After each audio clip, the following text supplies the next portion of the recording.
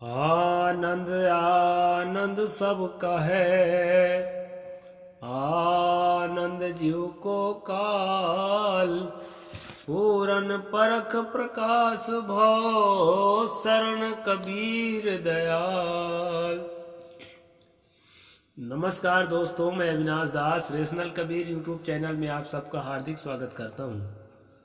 साथियों, यदि चैनल को सब्सक्राइब नहीं किए हैं, सब्सक्राइब जरूर करें, शेयर करके अपने सभी ग्रुपों में सभी मित्रों तक पहुंचाएं। बेल आइकन को प्रेस करें, ऑल नोटिफिकेशन ऑन करें, लाइक और कमेंट जरूर करें। दोस्तों, मैंने सतगुरु कबीर साहब की एक साखी आपके सामने रखी है। सतगुरु पूरन साहब की साखी है। उस साखी का मैं संक्षेप में अर्थ करूंगा। इसके बाद कबीर और रामानंद जो आज का प्रसंग है, जो बचा हुआ कल का शेष है, उस पर हम चर्चा करेंगे। सतगुरु पूरन साहब ने कहा, आनंद आनंद सबका है, आनंद जीव को काल। आनंद और हर्षोल्लास, कौन नहीं चाहता है कि मैं आनंद में डूबा रहूं। हर आदमी आनंद में ही डूबा रहना चाहता है। आदमी तो क्या, पशु भी आनंद में डूबा रहना चाहता है। लेकिन ऐसा संभव है क्या? कभी आनंद मिलेगा तो कभी जो है उसके बदला में विषाद भी मिलेगा। आपको सैडनेस भी मिलेगा, आपको तड़प भी मिलेगा, आपको तरस भी मिलेगी। इस तरह से जो है संसार में झूले की तरह सुखद अनुभूति और दुखद अनुभूति का क्रम लगा रहता है। दोस्तों, इसको सतगुरु ने कहा, आनंद आनंद सबका है, आनंद जीव को काल। पूरन परख प्रकाश भव, शरण कबीर दयाल।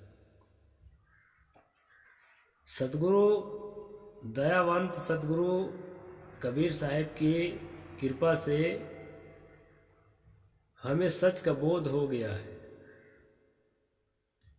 जहाँ आनंद की चाह नहीं है और जहाँ पर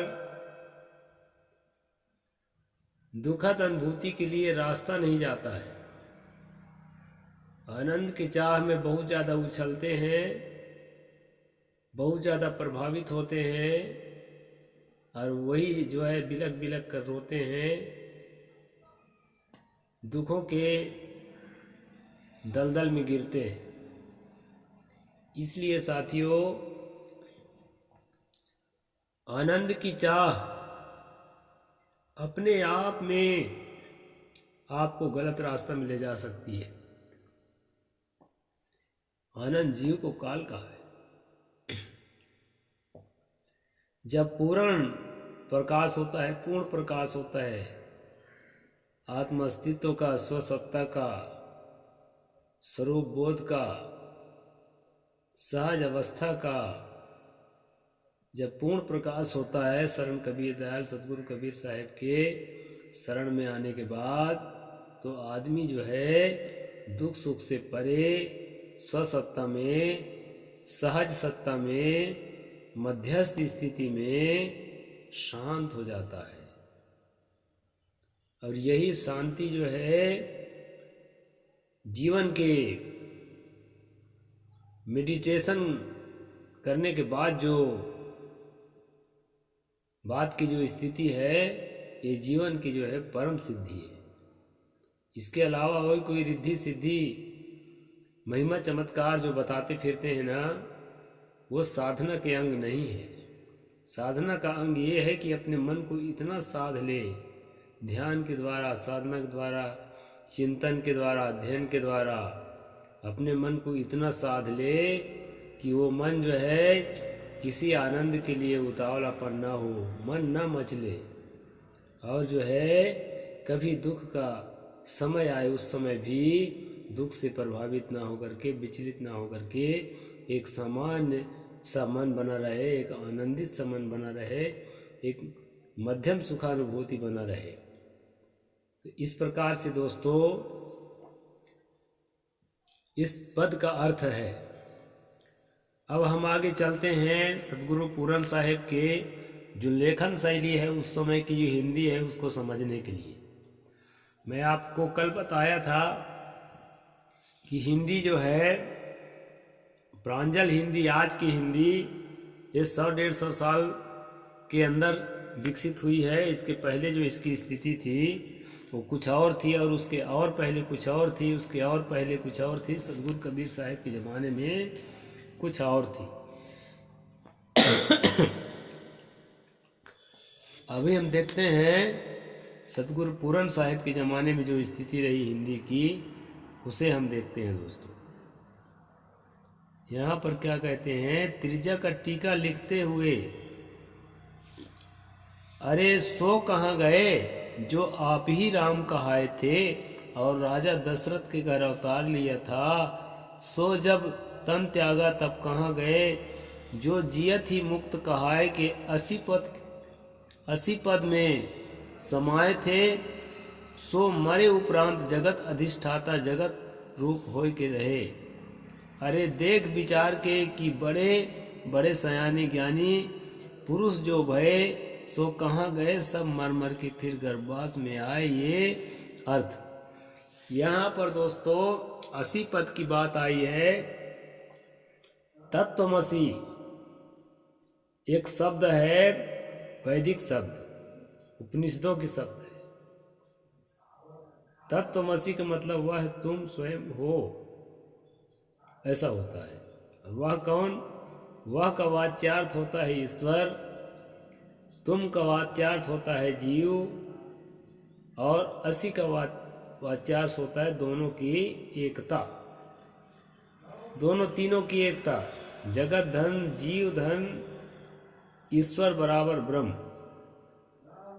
एको ब्रह्म द्वितीयो नास्ति। ये जो सिद्धांत है शंकर का। कई लोग तो कहते हैं कबीर साहब भी निर्गुण निराकार ब्रह्म को मानते थे, लेकिन यहाँ निर्गुण निराकार ब्रह्म का खंडन हो रहा है। कहते हैं जो ज्ञानी पुरुष भय सो कहाँ गए सब मर मर के गर्भवास में आए। ये अर्थ रामानंद, राम रसमाते, विषयानंद, जगतानंद, योगानंद, गंधर्वानंद, देवानंद, त्रिगुणानंद, ये संपूर्ण आनंद जो आनंद में लय हुए सो रामानंद, उत्कृष्ट आनंद। यहाँ पर जो रामानंद, राम रसमाते शब्द आया है, इसका सतगुरु पूरन साहिब ने जो अर्थ किया है तो व्यक्ति वाचक अर्थ में नहीं लिया है। ये यहाँ कहने का मतलब है।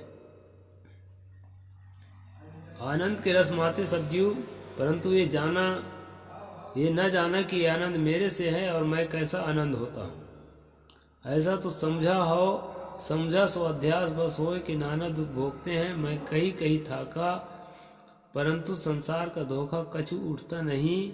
ये अर्थ अर्थात कबीर साहब रामानंद की मूर्ति पूजा, अवतार बात तथा दशरथी राम के खंडन करके रामानंदियों को आत्मज्ञान की ओर अभिमुख होने के लिए प्रेरित करते हैं। कबीर साहब एक तरफ तो रामानंद की मूर्ति पूजा, अवतार बात तथा दशरथी राम का खंडन करके रामानंद को आत्मज्ञान की ओर अभिमुख होने को प्रेरित करते हैं, और नहीं मानने पर उदाहरण देते हैं, फटकारते हैं। यही कबीर की शैली है। पहले वे मनाते हैं, उलाहना देते हैं, फिर फटकारते हैं। वे बड़े कारुणिक थे, करुणा के सागर थे। सतगुरु कबीर साहेब करुणा के सागर थे। द्वेष तो किसी के लिए था ही नहीं। दूसरी तरफ रामानंदियों को आड़े हाथे लेते हुए कहते हैं, क्या रम रमा रहे हो? राम राम कहने से यदि मुक्ति होती है तो खाण खाण कहने से मुख मीठा होना चाहिए। दाल भात कहने से कहीं पेट भरता है? पानी पानी रटने से कहीं प्यास बुझती है? हरगिज नहीं। आचरण सुधारो, जीवन को पवित्र बनाओ। इसके बिना तुम्हारे पूजा पाठ जब तब सब निरर्थक है। रमरमाना छोड़कर हृदय निवासी राम को जानो, आत्मसत्ता को, स्वसत्ता को जानो, अपने अस्तित्व को जानो।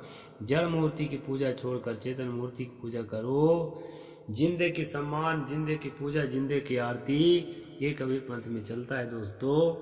तो यहाँ पर कहे हैं, मनुष्य के साथ सुंदर व्यवहार और प्राणियों पर दया रखो। जहाँ दया तहाँ धर्म है, जहाँ लोभ तहाँ पाप, जहाँ क्रोध तहाँ काल है, जहाँ क्षमा तहाँ आप। इस प्रकार उक्त पद का भाव केवल रामानंदियों को सावधान करना है। स्वामी रामानंद के इस पद का कोई लेना देना नहीं है। कहाँ तो 10-11 वर्ष का बालक, और वह भी सब प्रकार से अकिंचन अछूत, जिसकी छाया भी स्वर्णों को काटने दौड़ती है। छाया से भी डरते थे लोग कबीर साहब के, जिसकी छाया न छुअर जाए। कौन लोग? रामानंद और उसके चेले। तो कहाँ से छुआ लेंगे, चेला बना लेंगे, ऐसा यहाँ लेखक का कहना है। भला स्वामी रामानंद को जब मरणासन अवस्था पर जा पहुंचा अथवा मर चुका, उसे कबीर क्या चेताएगा और वह क्या चेतेगा? यह कतई संभव नहीं है। सार यह है, न तो स्वामी रामानंद ने कबीर को चेताया और न कबीर से रामानंद चेते। दोनों के विचारों में जमीन आसमान का अंतर है। और मैं तो यहाँ तक कहना चाहता हूँ कि स्वामी रामानंद के विचारों का जितना खुलकर विरोध कबीर साहब ने किया, आज तक किसी ने भी नहीं कर पाया है। यानी उसके आलोचक थे, स्वामी रामानंद के आलोचक थे कबीर साहब, ऐसा लेखक यहाँ पर बता रहे हैं। गोस्वामी तुलसीदास और कबीर साहब के विचारों में विरोध है, तभी तो गोस्वामी जी ने कबीर के नाम लिए बिना गालियों की झड़ी लगा दी है। केवल बालकांड के शिव पार्वती संवाद में ही 29 गालियां दी है, और पदे पदे पूरे मानस में व अपने अन्य ग्रंथों में भी उन्होंने निर्गुणी संतों पर कड़ी प्रतिक्रिया व्यक्त किया है। यदि स्वामी रामानंद कुछ काल और जीवित रहे होते तो उन्हें भी कबीर से तुलसी जैसे व्यवहार करना पड़ सकता था। संयोग से वे कबीर के पहले इस दुनिया से चल बसे थे, इसलिए वे कबीर के प्रति कुछ कह न पाए।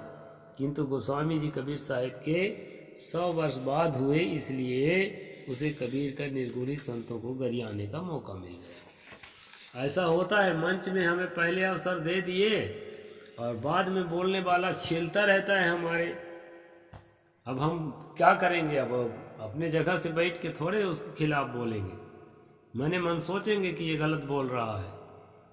इस प्रकार जो है कबीर साहब की दुनिया के जाने के बाद तुलसी गोसाई हुआ है, और तुलसी गोसाई जो है खूब गरियाया कबीर साहब को, किसियानी बीली खम्बा नोचे।